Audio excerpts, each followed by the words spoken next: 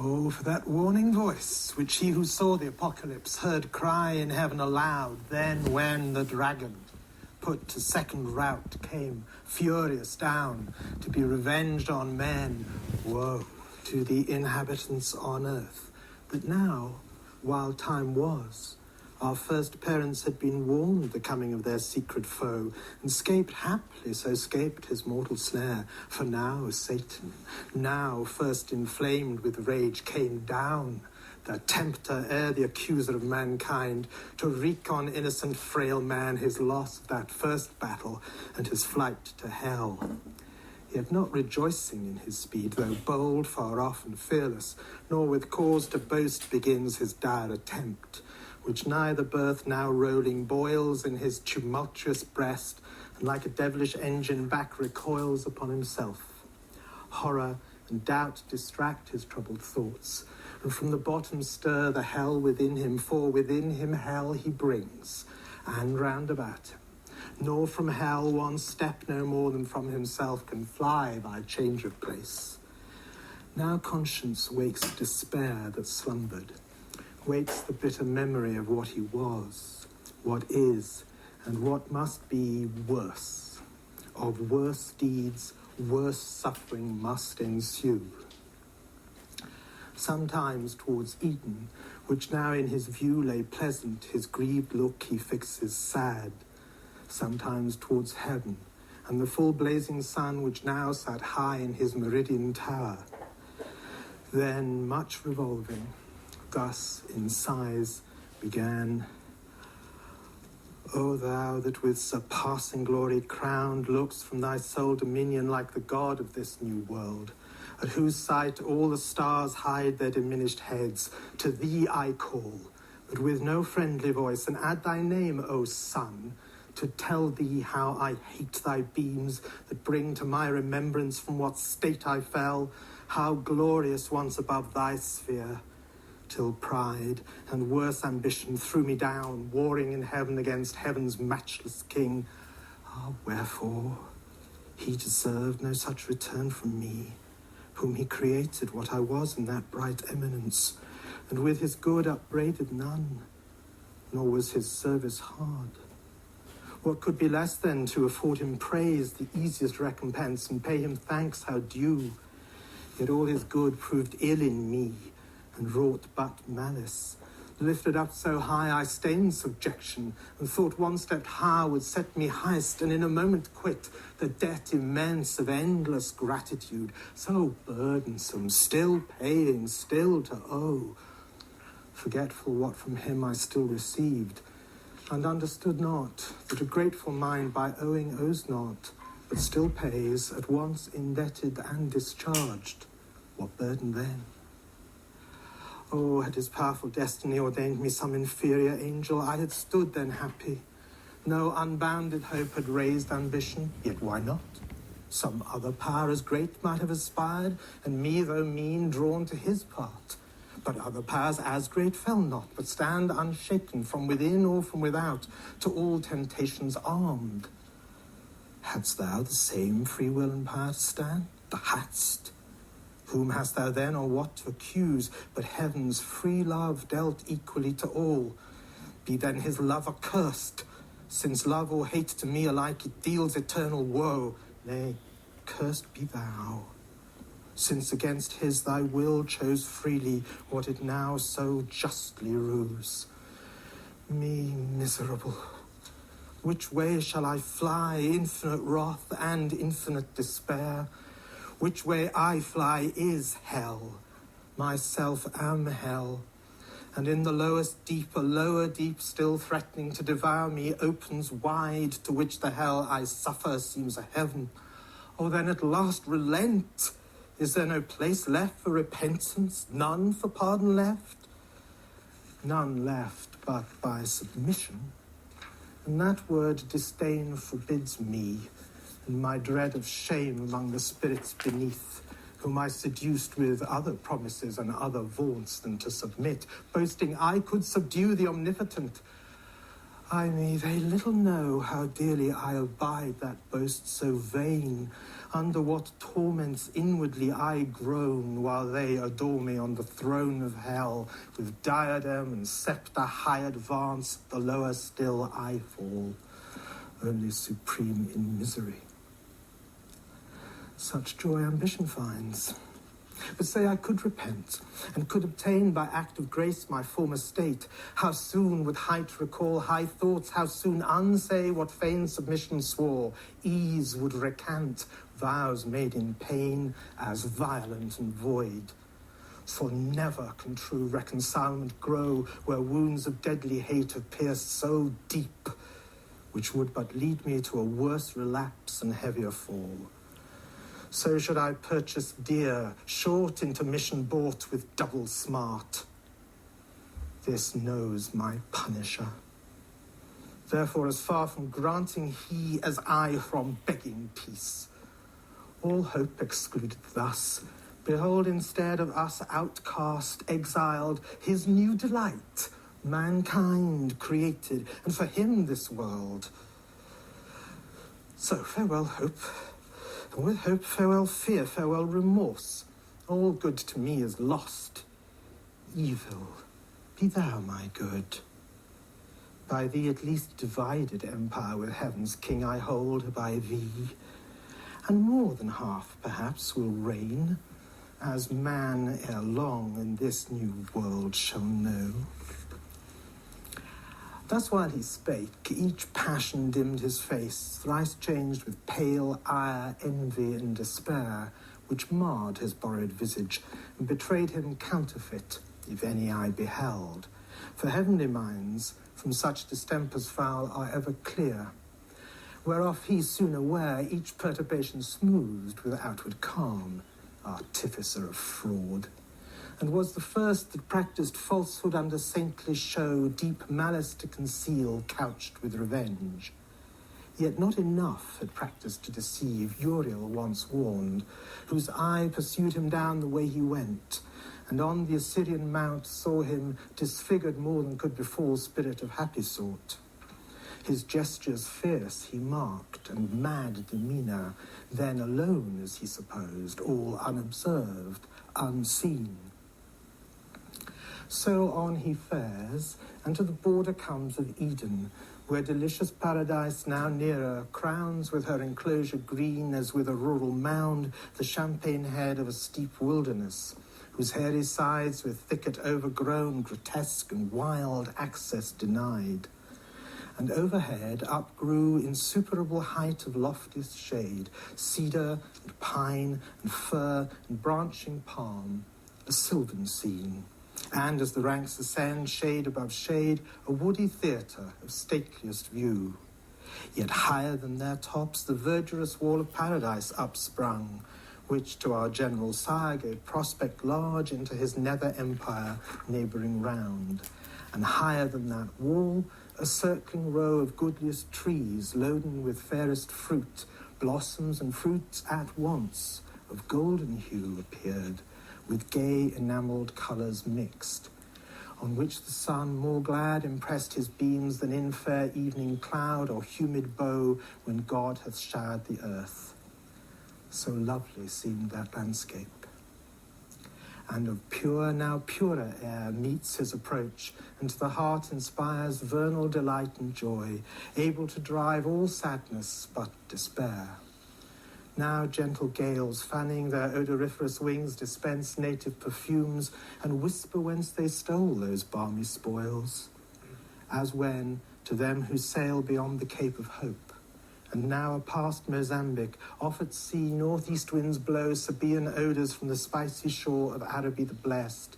With such delay, well pleased they slack their course, and many a league, cheered with the grateful smell, old ocean smiles.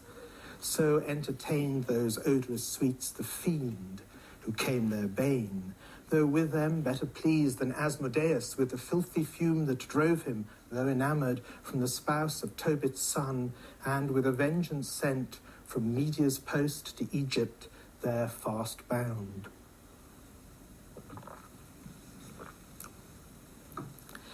Now to the ascent of that steep savage hill Satan had journeyed on, pensive and slow, but further way found none, so thick entwined as one continued brake, the undergrowth of shrubs and tangling bushes had perplexed all path of man or beast that passed that way. One gate there only was, and that looked east on the other side, which, when the archfelon saw due entrance, he disdained, and in contempt at one slight bound, high overleaped all bound of hill or highest wall, and sheer within lights on his feet, as when a prowling wolf, whom hunger drives to seek new haunt for prey, watching where shepherds pen their flocks at eve in hurdled coats amid the fields secure, leaps o'er the fence with ease into the fold, or as a thief, bent to unhoard the cash of some rich burgher, whose substantial doors cross-barred and bolted fast, fear no assault, in at the window climbs, or o'er the tiles. So clomb this first grand thief into God's fold. So since into his church lewd hirelings climb. Thence up he flew, and on the tree of life, the middle tree and highest there that grew, sat like a cormorant. Yet not true life thereby regained, but sat devising death to them who lived, nor on the virtue thought of that life-giving plant, but only used for prospect what well used had been the pledge of immortality. So little knows any, but God alone, to value right the good before him, but perverts best things to worst abuse, or to their meanest use. Beneath him, with new wonder now he views, to all delight of human sense exposed in narrow room, nature's whole wealth, yea more, a heaven on earth. For blissful paradise of God the garden was, by him in the east of Eden planted. Eden stretched her line from Aran eastward to the royal towers of great Seleucia, built by Grecian kings, or where the sons of Eden long before dwelt in Thalassa. In this pleasant soil his far more pleasant garden God ordained. Out of the fertile ground he caused to grow all trees of noblest kind for sight, smell, taste, and all amid them stood the tree of life, high eminent, blooming ambrosial fruit of vegetable gold. And next to life, our death, the tree of knowledge grew fast by, knowledge of good bought dear by knowing ill. Southward through Eden went a river large, nor changed his course, but through the shaggy hill passed underneath engulfed, for God had thrown that mountain as his garden mould high raised upon the rapid current, which through veins of porous earth with kindly thirst updrawn rose a fresh fountain, and with many a rill watered the garden. Thence united fell down the steep glade and met the nether flood, which from his darksome passage now appears, and now divided into four main streams runs diverse, wandering many a famous realm and country, whereof here needs no account, but rather to tell how, if art could tell, how from that sapphire fount the crisped brooks rolling on orient pearl and sands of gold with mazy error under pendant shades ran nectar, visiting each plant and fed flowers worthy of paradise, which not nice art in beds and curious knots, but nature boon poured forth profuse on hill and dale and plain, both where the morning sun first warmly smote the open field, and where the unpierced shade embrowned the noontide bowers. Thus was this place, a happy rural seat of various view. Groves, whose rich trees wept odorous gums and balm, others whose fruit burnished with golden rind hung amiable, Hesperian fables true, if true, here only, and of delicious taste. Betwixt them lawns or level downs, and flocks grazing the tender herb were interposed, or palmy hillock, or the flowery lap of some irriguous valley spread her store, flowers of all hue, and without thorn the rose. Another side, umbrageous grots and caves of cool recess, o'er which the mantling vine lays forth her purple grape and gently creeps luxuriant. Meanwhile, murmuring waters fall down the slope hills, dispersed, or in a lake that to the fringed bank with myrtle crowned her crystal mirror holds, unite their streams. The birds their choir apply, airs, vernal airs, breathing the smell of field and grove, attune the trembling leaves, while universal Pan knit with the graces and the hours in dance led on the eternal spring. Not that fair field of Enna, where Proserpine, gathering flowers, herself a fairer flower by gloominess was gathered, which cost Ceres all that pain to seek her through the world, nor that sweet grove of Daphne by Orontes, and the inspired Castalian spring might with this paradise of Eden strive, nor that Nicaean isle girt with the river Triton, where old Cham, whom Gentiles Ammon call, and Libyan Jove hid Amalthea and her florid son, young Bacchus, from his stepdame Rhea's eye, nor where Abassin kings their issue guard Mount Amara, though this by some supposed true paradise under the Ethiop line by Nila's head, enclosed with shining rock a whole day's journey high, but wide remote from this Assyrian garden, where the fiend saw undelighted all delight, all kind of living creatures new to sight, and strange, too, of far nobler shape, erect and tall, godlike erect, with native honour clad in naked majesty, seemed lords of all, and worthy seemed, for in their looks divine the image of their glorious Maker shone, truth, wisdom, sanctitude severe and pure, severe, but in true filial freedom placed, whence true authority in men, though both not equal, as their sex not equal seemed. For contemplation he and valour formed, for softness she, and sweet attractive grace. He for God only, she for God in him. His fair large front and eye sublime declared absolute rule, and hyacinthine locks round from his parted forelock manly hung clustering, but not beneath his shoulders broad. She, as a veil down to the slender waist, her unadorned golden tresses wore dishevelled, but in wanton ringlets waved as the vine curls her tendrils, which implied subjection, but required with gentle sway, and by her yielded by him best received, yielded with coy submission, modest pride, and sweet, reluctant, amorous delay. Nor those mysterious parts were then concealed. Then was not guilty shame, dishonest shame of nature's works, honour dishonourable, sin bred. How have ye troubled all mankind with shows instead, mere shows of seeming pure, and banished from man's life his happiest life, simplicity and spotless innocence? So passed they on, nor shunned the sight of God or angel, for they thought no ill. So hand in hand they passed, the loveliest pair that ever since in love's embraces met, Adam, the goodliest man of men since born his sons, the fairest of her daughters, Eve.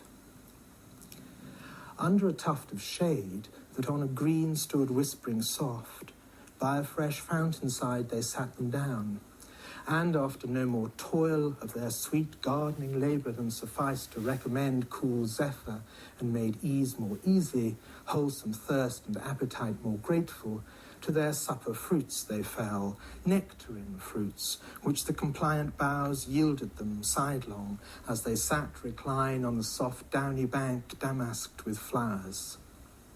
The savoury pulp they chew, and in the rind, still as they thirsted, scoop the brimming stream. Nor gentle purpose, nor endearing smiles wanted, nor youthful dalliance, as beseems fair couple, linked in happy nuptial league alone as they. About them, frisking, played all beasts of the earth, since wild, and of all chase and wood or wilderness, forest or den. Sporting, the lion ramped, and in his paw dandled the kid. Bears, tigers, ounces, pards gambolled before them. The unwieldy elephant, to make them mirth, used all his might, and wreathed his lithe proboscis. Close, the serpent sly, insinuating, wove with Gordian twine his braided train, and of his fatal guile gave proof unheeded. Others on the grass couched, and now filled with pasture gazing sat, or bedward ruminating. For the sun declined, was hasting now with prone career to the ocean isles, and in the ascending scale of heaven the stars that usher evening rose. When Satan, still in gaze as first he stood, scarce thus at length failed speech recovered sad. O hell, what do mine eyes with grief behold? Into our room of bliss, thus high advanced creatures of other mould, earthborn perhaps, not spirits, yet to heavenly spirits bright little inferior, whom my thoughts pursue with wonder, and could love, so lively shines in them divine resemblance, and such grace the hand that formed them on their shape hath poured.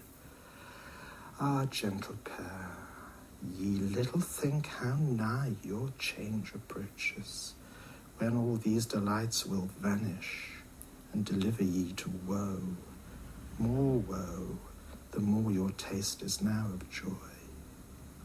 Happy, but for so happy, ill secured long to continue, and this high seat your heaven, ill fenced for heaven, to keep out such a foe as now is entered. Yet no purposed foe to you whom I could pity, thus forlorn, though I unpitied. League with you I seek, and mutual amity so straight, so close, that I with you must dwell, or you with me henceforth. My dwelling haply may not please like this fair paradise your sense, yet such accept your Maker's work, he gave it me, which I as freely give. Hell shall unfold to entertain you to her widest gates, and send forth all her kings. There will be room, not like these narrow limits, to receive your numerous offspring. If no better place, thank him who puts me loath to this revenge on you who wrong me not, for him who wronged. And should I, at your harmless instance, melt as I do, yet public reason just, honour and empire, with revenge enlarged by conquering this new world, compels me now to do what else, though damned, I should have bore. So spake the fiend, and with necessity, the tyrant's plea, excused his devilish deeds. Then, from his lofty stand on that high tree, down he alights among the sportful herd of those four-footed kinds, himself now one, now other, as their shape served best his end, nearer to view his prey, and unespied to mark what of their state he more might learn by word or action marked. About them round a lion now he stalks with fiery glare, then as a tiger, who by chance hath spied in some purlieu two gentle fawns at play, straight couches close, then rising, changes oft his cushioned watch, as one who chose his ground whence, rushing, he might surest seize them both gripped in each paw. When Adam, first of men to first of women, Eve, thus moving speech, turned him all ear to hear new utterance flow. Sole partner and sole part of all these joys, dearer thyself than all, needs must the power that made us, and for us this ample world, be infinitely good, and of his good as liberal and free as infinite, that raised us from the dust and placed us here in all this happiness, who at his hand have nothing merited, nor can perform aught whereof he hath need, he who requires from us no other service than to keep this one, this easy charge, of all the trees in paradise that bear delicious fruit so various, not to taste that only tree of knowledge planted by the tree of life, so near grows death to life, whate'er death is, some dreadful thing no doubt. For well thou knowest God hath pronounced it death to taste that tree, the only sign of our obedience left among so many signs of power and rule conferred upon us, and dominion given over all other creatures that possess earth, air, and sea. Then let us not think hard one easy prohibition, who enjoy free leave so large to all things else, and choice unlimited of manifold delights. But let us ever praise him and extol his bounty, following our delightful task to prune these growing plants and tend these flowers, which, were it toilsome, yet with thee were sweet. To whom thus Eve replied, O thou for whom and from whom I was formed, flesh of thy flesh, and without whom am to no end, my guide and head, what thou hast said is just and right. For we to him indeed all praises owe, and daily thanks, I chiefly, who enjoy so far the happier lot, enjoying thee preeminent by so much odds, while thou, like comfort to thyself, canst nowhere found. That day I oft remember when from sleep I first awaked, and found myself reposed under a shade on flowers, much wondering where and what I was, whence thither brought, and how. Not distant far from thence, a murmuring sound of waters issued from a cave and spread into a liquid plain, then stood unmoved, pure as the expanse of heaven. I thither went with unexperienced thought and laid me down on the green bank to look into the clear, smooth lake that to me seemed another sky. As I bent down to look, just opposite, a shape within the watery gleam appeared, bending to look on me. I started back, it started back, but pleased I soon returned, pleased it returned as soon, with answering looks of sympathy and love. There I had fixed mine eyes till now, and pined with vain desire, had not a voice thus warned me, what thou seest, what there thou seest, fair creature, is thyself. With thee it comes and goes, but follow me, and I will bring thee where no shadow stays thy coming in thy soft embraces. He whose image thou art, him thou shalt enjoy inseparably thine. To him shalt bear multitudes like thyself, and thence be called mother of human race. What could I do but follow straight, invisibly thus led, till I espied thee, fair indeed, and tall, under a platen, yet methought less fair, less winning soft, less amiably mild than that smooth watery image. Back I turned, thou following criedst aloud, return, fair Eve, whom fliest thou? Whom thou fliest, of him thou art, his flesh, his bone. To give thee being I lent out of my side to thee, nearest my heart, substantial life, to have thee by my side henceforth, an individual solace dear. Part of my soul I seek thee, and thee claim my other half. With that thy gentle hand seized mine, I yielded, and from that time see how beauty is excelled by manly grace, and wisdom, which alone is truly fair. So spake our general mother, and with eyes of conjugal attraction unreproved and meek surrender, half embracing leaned on our first father. Half her swelling breast, naked, met his under the flowing gold of her loose tresses hid. He in delight both of her beauty and submissive charms smiled with superior love, as Jupiter on Juno smiles when he impreens the clouds that shed May flowers, and pressed her matron lip with kisses pure. Aside the devil turned for envy, yet with jealous leer malign eyed them askance, and to himself thus plained, sight hateful, sight tormenting. Thus these two, imparadised in one another's arms, the happier Eden, shall enjoy their fill of bliss on bliss, while I to hell am thrust, where neither joy nor love, but fierce desire, among our other torments not the least, still unfulfilled with pain of longing pines. Yet let me not forget what I have gained from their own mouths. All is not theirs, it seems.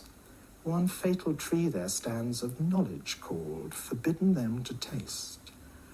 Knowledge forbidden? Suspicious? Reasonless? Why should their lord envy them that? Can it be sin to know? Can it be death? And do they only stand by ignorance? Is that their happy state, the proof of their obedience and their faith? Oh, fair foundation laid whereon to build their ruin. Hence I will excite their minds with more desire to know, and to reject envious commands invented with design to keep them low, whom knowledge might exalt equal with gods. Aspiring to be such, they taste and die. What likelier can ensue? But first with narrow search I must walk round this garden, and no corner leave unspied. But chance may lead where I may meet some wandering spirit of heaven by fountain side, or in thick shade retired, from him to draw what further would be learnt. Live while ye may, yet happy pair, enjoy till I return. Short pleasures, for long woes are to succeed. So saying, his proud step he scornful turned, but with sly circumspection, and began through wood, through waste, or hill, or dale his roam. Meanwhile, in utmost longitude, where heaven with earth and ocean meets, the setting sun slowly descended, and with right aspect against the eastern gate of paradise levelled his evening rays. It was a rock of alabaster, piled up to the clouds, conspicuous far, winding with one ascent accessible from earth, one entrance high. The rest was craggy cliff, that overhung still as it rose, impossible to climb. Betwixt these rocky pillars, Gabriel sat, chief of the angelic guards, awaiting night. About him exercised heroic games the unarmed youth of heaven, but nigh at hand celestial armoury, shields, helms, and spears, hung high with diamond flaming and with gold. Thither came Uriel, gliding through the even on a sunbeam, swift as a shooting star in autumn thwarts the night, when vapours fired impress the air, and shows the mariner from what point his compass to beware impetuous winds. He thus began in haste. Gabriel, to thee thy course by lot hath given charge, and strict watch that to this happy place no evil thing approach or enter in. This day at height of noon came to my sphere a spirit, zealous as he seemed, to know more of the Almighty's works, and chiefly man, God's latest image. I described his way, bent all on speed, and marked his airy gait, but in the mount that lies from Eden north where he first lighted, soon discerned his looks, alien from heaven, with passions foul obscured. Mine eye pursued him still, but under shade lost sight of him. One of the banished crew, I fear, hath ventured from the deep to raise new troubles. Him thy care must be to find. To whom the winged warrior thus returned, Uriel, no wonder if thy perfect sight amid the sun's bright circle where thou sitt'st see far and wide. In at this gate none pass the vigilance here placed, but such as come well known from heaven, and since meridian hour no creature thence. If spirit of other sort, so minded, have o'erleaped these earthy bounds on purpose, hard thou know'st it to exclude spiritual substance with corporeal bar. But if within the circuit of these walks, in whatsoever shape he lurks of whom thou tell'st, by morrow dawning I shall know. So promised he, and Uriel to his charge returned on that bright beam, whose point now raised bore him slope downward to the sun now fallen beneath the Azores, whether the prime orb, incredible how swift, had thither rolled diurnal, or this less voluble earth by shorter flight to the east had left him there, arraying with reflected purple and gold the clouds that on his western throne attend. Now came still evening on, and twilight grey had in her sober livery all things clad. Silence accompanied, for beast and bird, they to their grassy couch, these to their nests, were slunk, all but the wakeful nightingale. She, all night long, her amorous descant sung. Silence was pleased. Now glowed the firmament with living sapphires.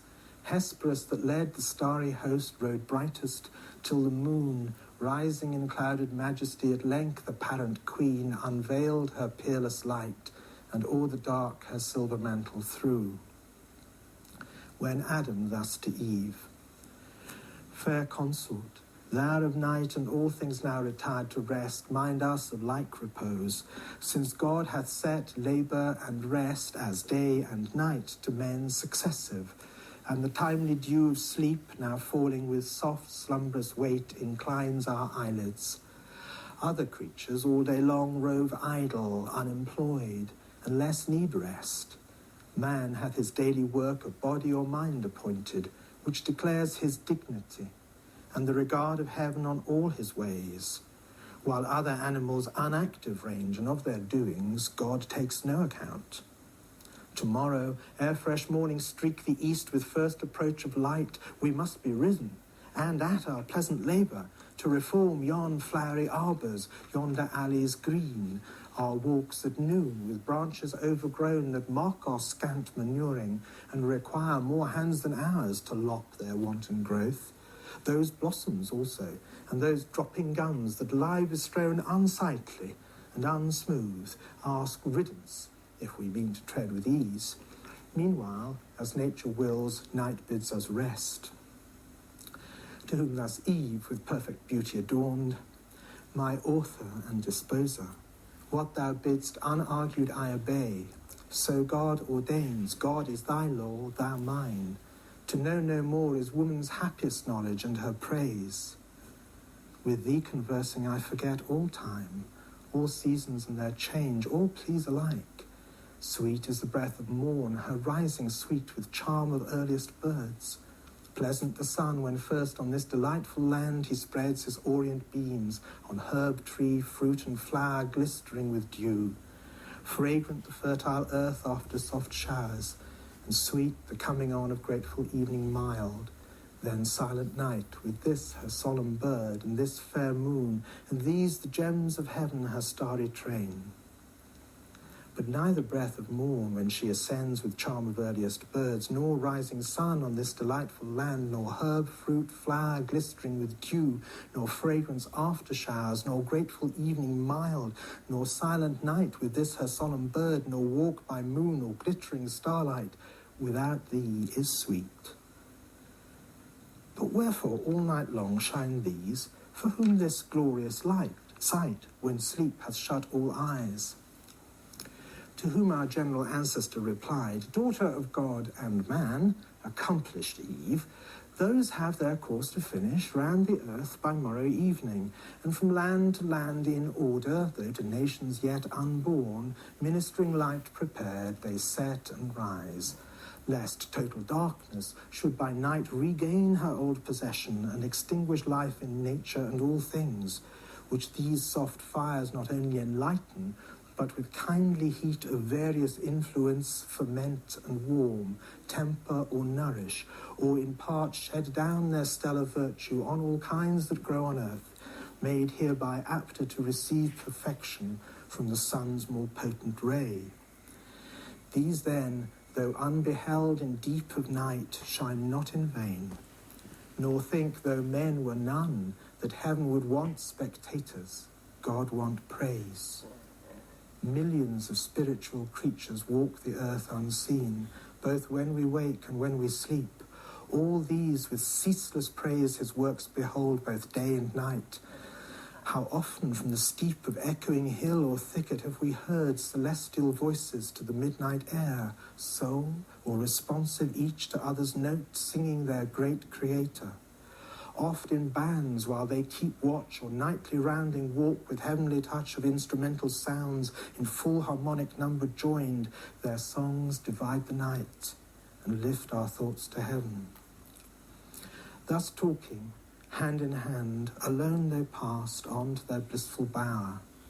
It was a place chosen by the sovereign planter when he framed all things to man's delightful use. The roof of thickest covert was in woven shade, laurel and myrtle, and what higher grew firm and fragrant leaf.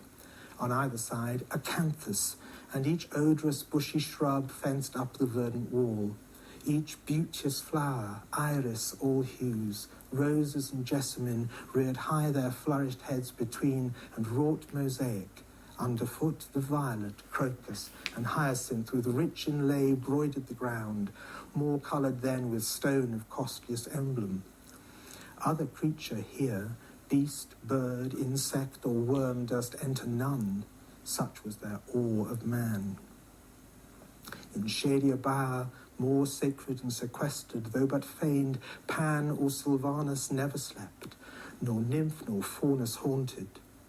Here in close recess, with flowers, garlands, and sweet-smelling herbs, espoused Eve decked first her nuptial bed.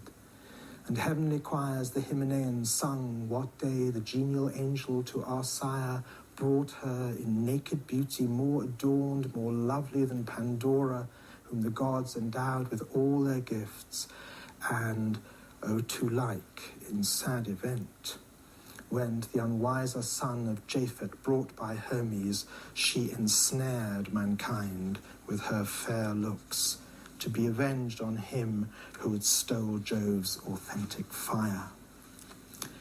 Thus at their shady lodge arrived, both stood, both turned, and under open sky adored the God that made both sky, air, earth, and heaven, which they beheld, the moon's resplendent globe and starry pole.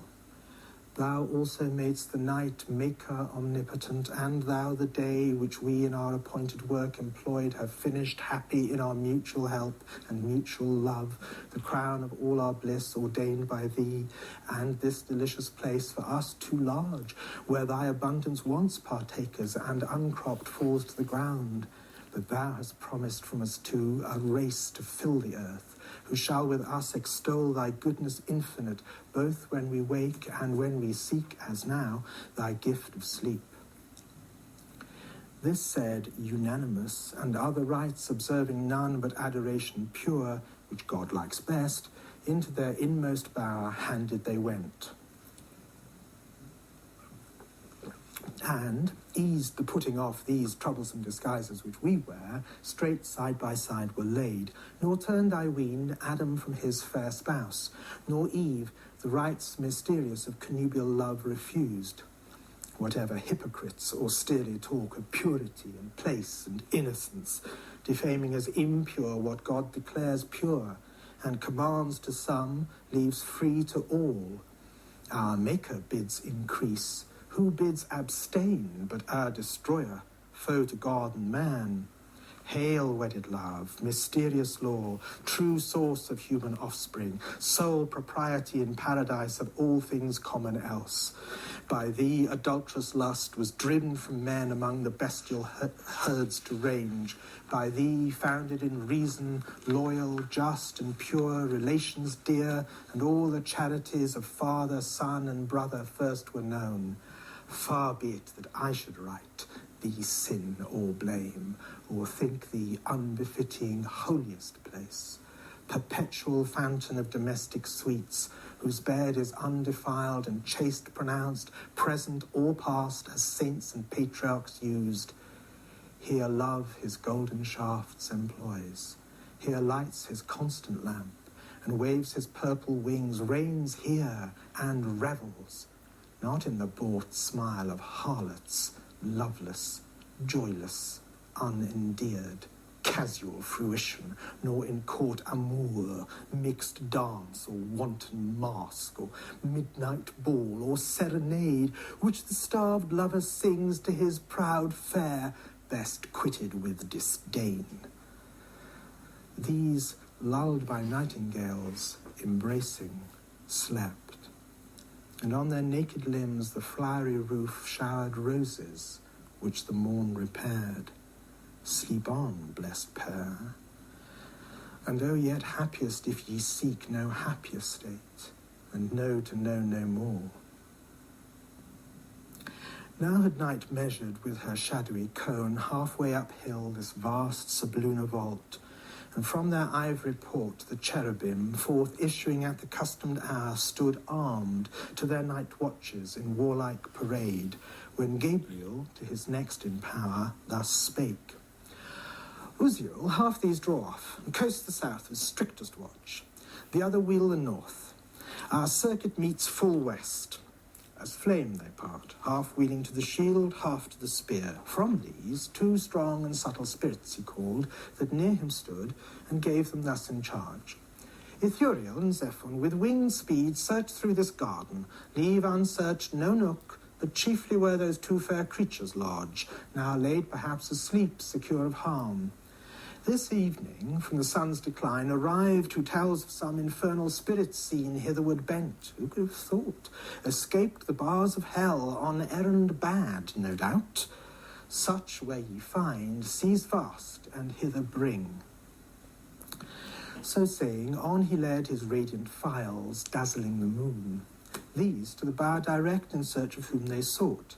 Him there they found, squat like a toad, close at the ear of Eve, essaying by his devilish art to reach the organs of her fancy and with them forge illusions, as he list, phantasms and dreams, or if, inspiring venom, he might taint the animal spirits that from pure blood arise, like gentle breaths from rivers pure, thence raise at least distempered, discontented thoughts, vain hopes, vain aims, inordinate desires blown up with high conceits engendering pride. Him thus intent, Ithuriel with his spear touched lightly.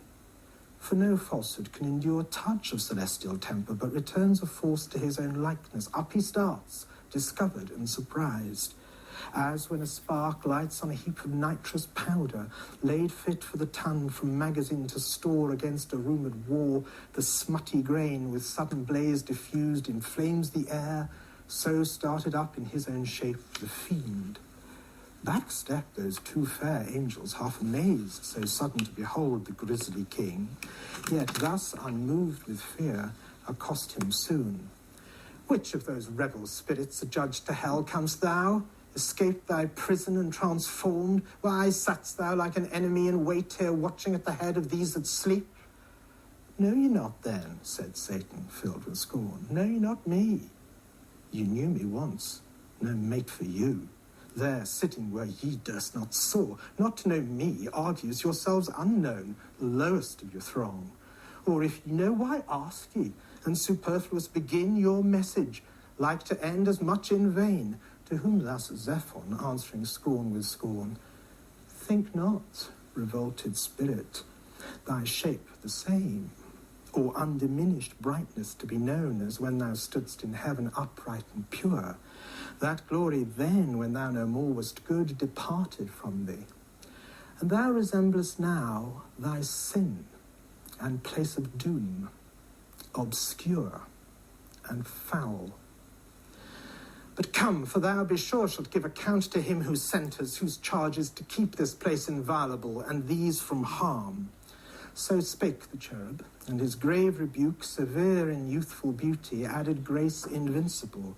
Abashed, the devil stood, and felt how awful goodness is, and saw virtue in her shape how lovely, saw and pined his loss, but chiefly to find here observed his lustre visibly impaired, yet seemed undaunted. If I must contend, said he, best with the best, the sender, not the sent, or all at once, more glory will be won or less be lost. Thy fear, said Zephon bold, will save us trial what the least can do, single against thee wicked, and thence weak.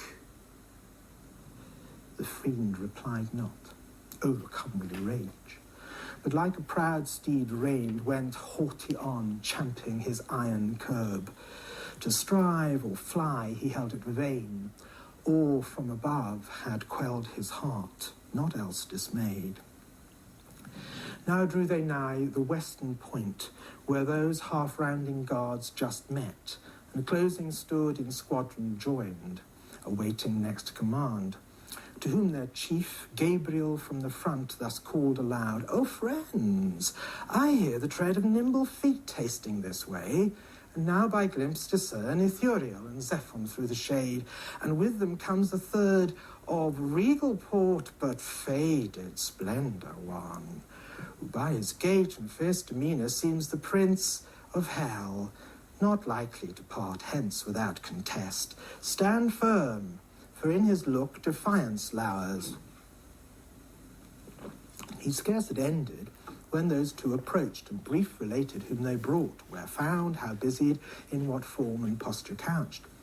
To whom with stern regard thus Gabriel spake, Why hast thou, Satan, broke the bounds prescribed to thy transgressions, and disturbed the charge of others, who approve not to transgress by thy example, but have power and right to question thy bold entrance on this place, employed, it seems, to violate sleep, and those whose dwelling God hath planted here in bliss? To whom thus Satan with contemptuous brow, Gabriel, thou hadst in heaven the esteem of wise, and such I held thee. But this question asked puts me in doubt. Lives there who loves his pain? Who would not, finding way, break loose from hell, though they're the doomed? Thou wouldst thyself, no doubt, and boldly venture to whatever place furthest from pain, where thou mightst hope to change torment with ease, and soon as recompense dole with delight, which in this place I sought. To thee no reason, who knowst only good, but evil hast not tried. And wilt object his will who bound us? Let him surer bar his iron gates, if he intends our stay in that dark durance. Thus much what was asked, the rest is true. They found me where they say, but that implies not violence or harm. Thus he in scorn. The warlike angel, moved, disdainfully, half smiling, thus replied, "Oh, loss of one in heaven to judge of wise, since Satan fell, whom folly overthrew, and now returns him from his prison scaped, gravely in doubt whether to hold them wise or not, who ask what boldness brought him hither, unlicensed from his bounds in hell prescribed. So wise, he judges it, to fly from pain, however, and to scape his punishment. So judge thou still, presumptuous, till the wrath which thou incurred by flying meet thy flight sevenfold, and scourge that wisdom back to hell, which taught thee yet no better, that no pain can equal anger infinite provoked. But wherefore thou alone? Wherefore with thee came not all hell broke loose? Is pain to them less pain, less to be fled? Or thou than they less hardy to endure? O courageous chief, the first in flight from pain! Hadst thou alleged to thy deserted host this cause of flight, thou surely hadst not come sole fugitive. To which the fiend thus answered, frowning, stern, not that I less endure, or shrink from pain, insulting angel. Well thou know'st, I stood thy fiercest, when in battle to thy aid the blasting volleyed thunder made all speed, and seconded thy else not dreaded spear. But still, thy words at random as before argue thy inexperience, what behooves from hard assays and ill successes past a faithful leader, not to hazard all through ways of danger by himself untried. I alone first undertook to wing the desolate abyss and spy this new created world, whereof in hell fame is not silent, here in hope to find better abode, and my afflicted powers to settle here on earth, or in mid-air. Though for possession put to try once more what thou and thy gay legions dare against, whose easier business were to serve their Lord high up in heaven, with songs to him his throne, and practice distances to cringe, not fight. To whom the warrior angel soon replied, to say, and straight unsay, pretending first wise to fly pain, professing next the spy, argues no leader, but a liar traced, Satan. And couldst thou faithful add? O name, O sacred name of faithfulness profaned, faithful to whom? To thy rebellious crew, army of fiends, fit body to fit head. Was this your discipline and faith engaged, your military obedience to dissolve allegiance to the acknowledged power supreme? And thou, sly hypocrite, who now would seem patron of liberty, who more than thou once fawned and cringed and servilely adored heaven's awful monarch? Wherefore, but in hope to dispossess him and thyself to reign. But mark what I arreed thee now. Avaunt, fly thither whence thou fledst. If from this hour within these hallowed limits thou appear, back to the infernal pit I drag thee chained, and seal thee so as henceforth not to scorn the facile gates of hell, too slightly barred. So threatened he, but Satan to no threats gave heed, but waxing more in rage, replied, then when I am thy captive, talk of chains, proud limitary cherub.